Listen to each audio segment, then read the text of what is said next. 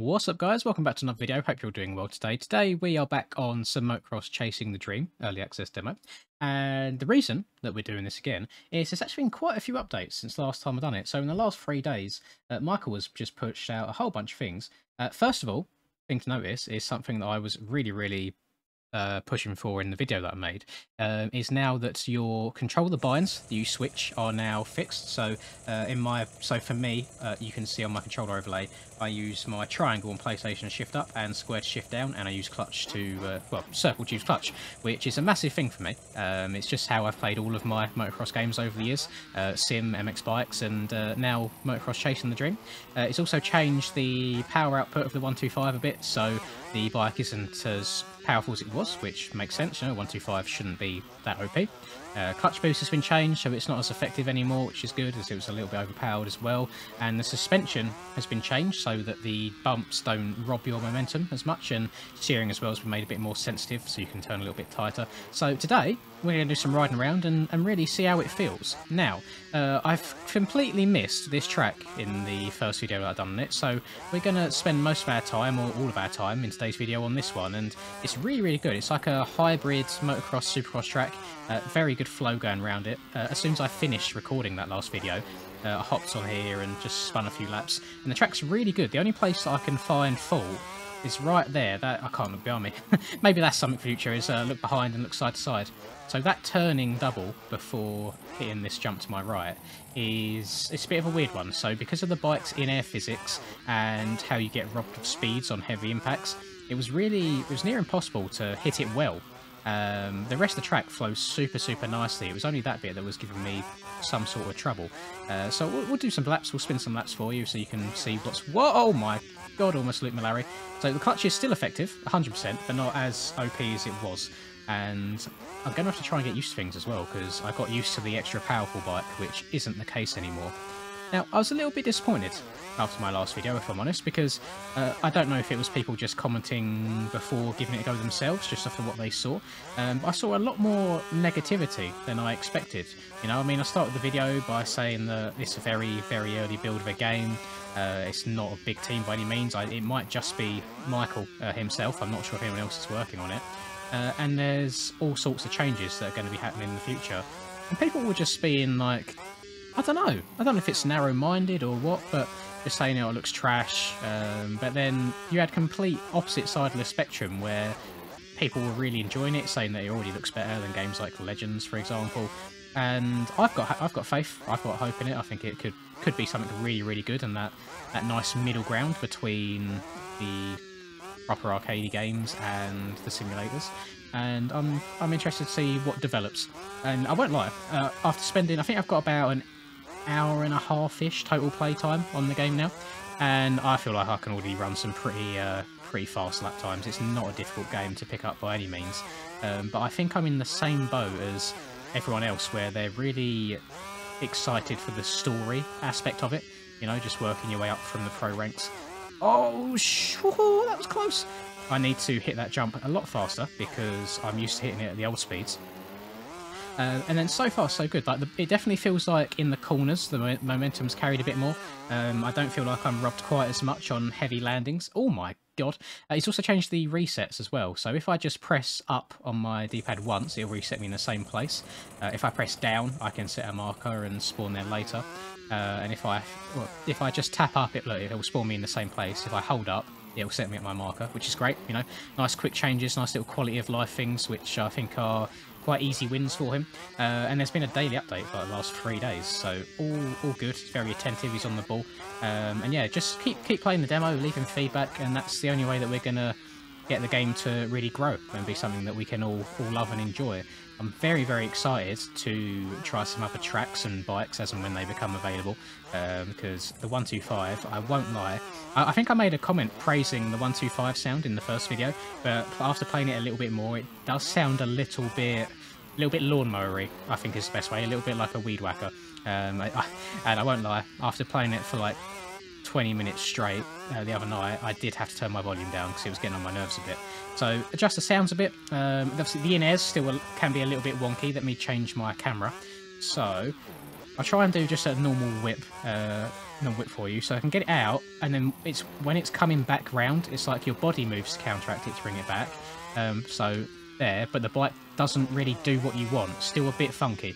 So that I think is the biggest thing that can be worked on next. I'm not sure what he's working on right now. But with daily updates, I'm sure we'll find out by tomorrow what's being worked on next. But I definitely prefer playing in first person than third at the moment. I'm not sure if it's just the way that the camera follows the bike. It's not always centre. You know, it doesn't always follow directly from behind. It kind of pans round in the corners. Or if it's just the rider animations. But first person, for me at least, is the place to be. I mean, you can get some kind of nice oppo whips going on at the moment where the bike turns down itself. But just standard whips, I think, are the next big thing to adjust and work on. But I mean, a lot of people agreed with me. I think the base that we've got is very, very good, and I'm just excited for it. You know, it's been a long time since I've been hopeful for something, and it's actually followed through. Let me change back into. I've not tried this camera angle yet. I imagine this would be quite difficult to play with. Let's try it for half a lap. Oh no, I can't see around the corner. No, we're not doing that. We're going straight back into first person. So yeah, it's been a while since I've been hopeful for something and not been let down. You know, I was hopeful for the latest Supercross game when it came out. Ended up playing it for a couple of days and then realising it was just poo and repetitive and horrible. Exactly the same really for Legends. Just had to do more free ride than actual riding to get to the races, and they attempted to do story in there and it wasn't really up to scratch. Just unlikable characters that just didn't seem real. It just seemed like they went on Fiverr, searched for voice actors, and just slapped it in there. You know, it seemed very, very rushed and not good at all. People keep telling me to go back to Legends, but it's kind of ruined itself for me. You know, it's made me not want to go and give it an extra chance, because I tried it 2 separate occasions, like long sessions I sat down playing for, and it just didn't do it for me. And I can't get over that jump. You know, this lower power, definitely noticeable. But the corners just feel so much nicer. You can carry your momentum through them.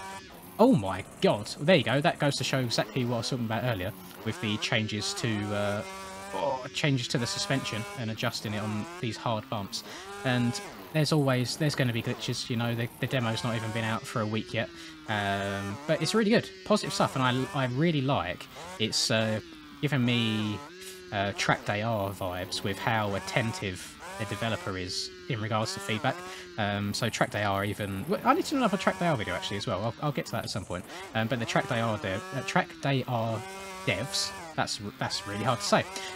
They're so attentive. You know, if someone leaves some feedback in the development chat, literally within a couple hours or the next day, they're on it. They've made an adjustment for people to change, and it seems like Michael is in exactly the same boat doing that as well. Very attentive guy.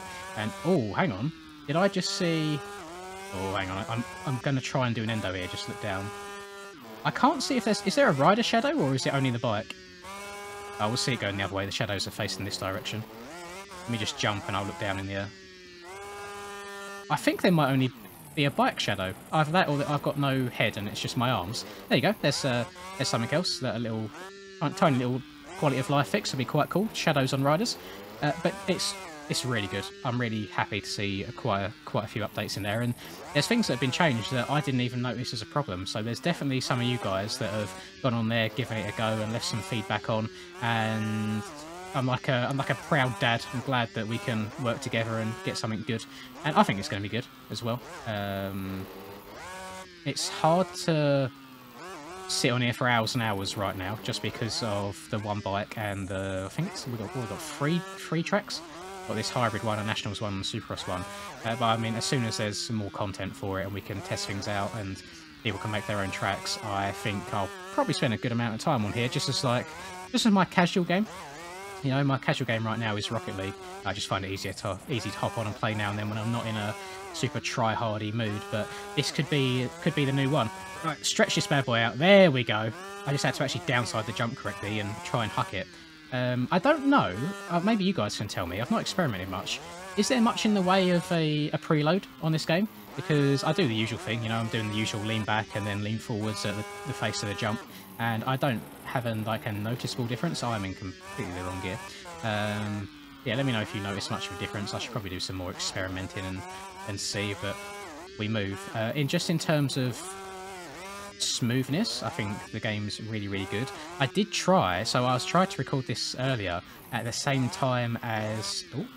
Oh god, I just realised this whole time I've not been clutching.